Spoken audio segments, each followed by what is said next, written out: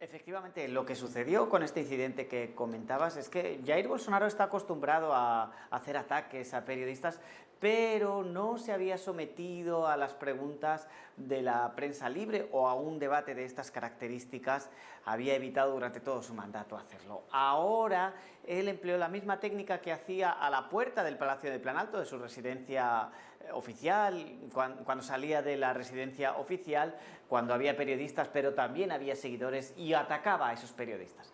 Pues atacó a esta periodista y desató, sin saberlo, nuevos temas dentro del debate electoral e incluyó a nuevos candidatos, porque hasta ahora solo hablábamos de Lula da Silva, favorito para las elecciones del 2 de octubre, y Jair Bolsonaro, pero ahora hablamos de otros candidatos y destacó y mucho la senadora Simone Tebet, que cuestionó el feminismo, cuestionó la presencia de las mujeres en los puestos de poder, tanto si ganase Bolsonaro como si ganase Lula da Silva. Era un tema que no estaba hasta ahora y que ha entrado con mucha fuerza en el debate electoral.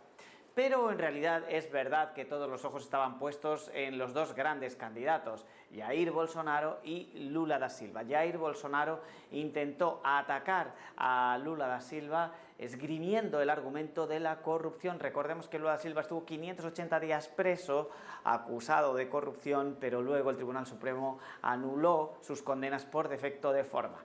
Vamos a escuchar a Bolsonaro.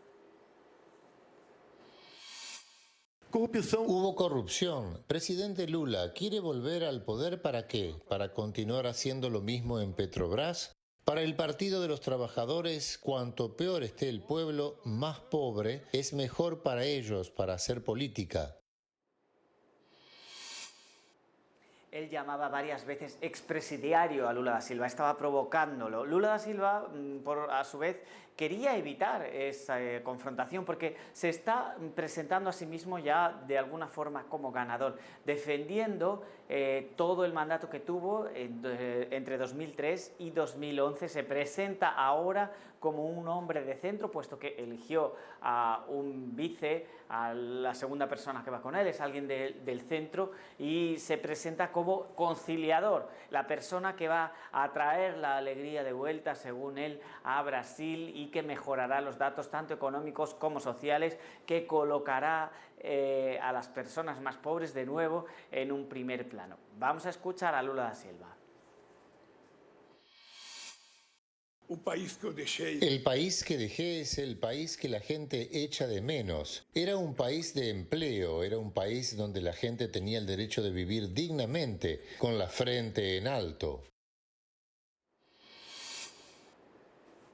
El caso es que ahora queda un mes de campaña aproximadamente para que empiece el primer turno de las elecciones y se ha abierto nuevas posibilidades. Vamos a ver rápidamente dentro de poco si en las encuestas quedan reflejadas las consecuencias de este debate.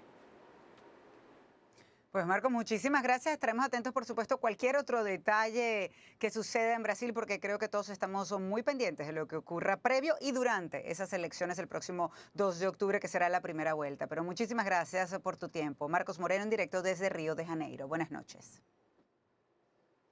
Y vamos a seguir hablando un poco de este tema y para ello le damos la bienvenida a Paulo Sotero, exdirector del Instituto Brasil del Centro Wilson, quien nos acompaña desde Washington. Muy buenas noches. Gracias por acompañarnos y le pregunto, ¿quién ganó este debate? Creo que Bolsonaro y Lula lo perdieron. Y ganó la persona que se destacó más por su firmeza, su coherencia, fue la senadora Simone Tebet, del Estado, muy firme, muy clara, y que aprovechó mucho esta oportunidad.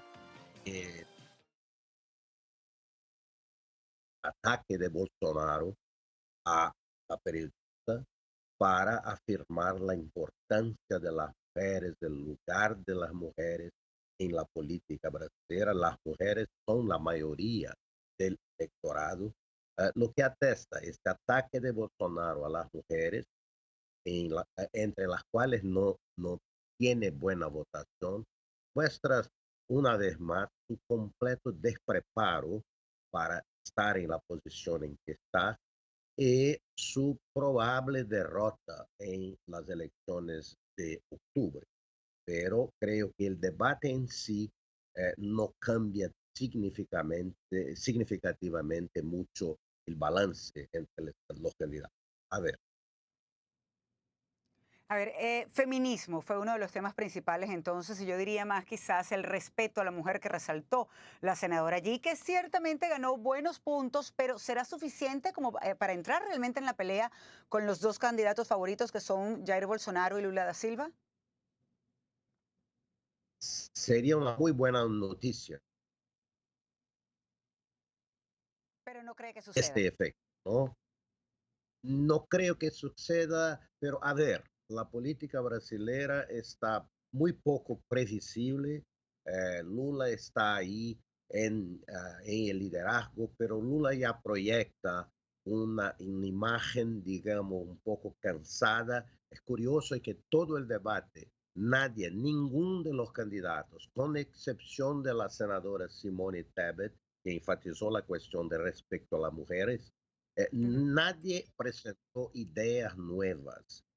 Fue una cosa así bastante deprimente en este sentido, ¿no? Entonces hay que esperar, hay un próximo debate en una otra cadena de televisión, hay que esperar las encuestas.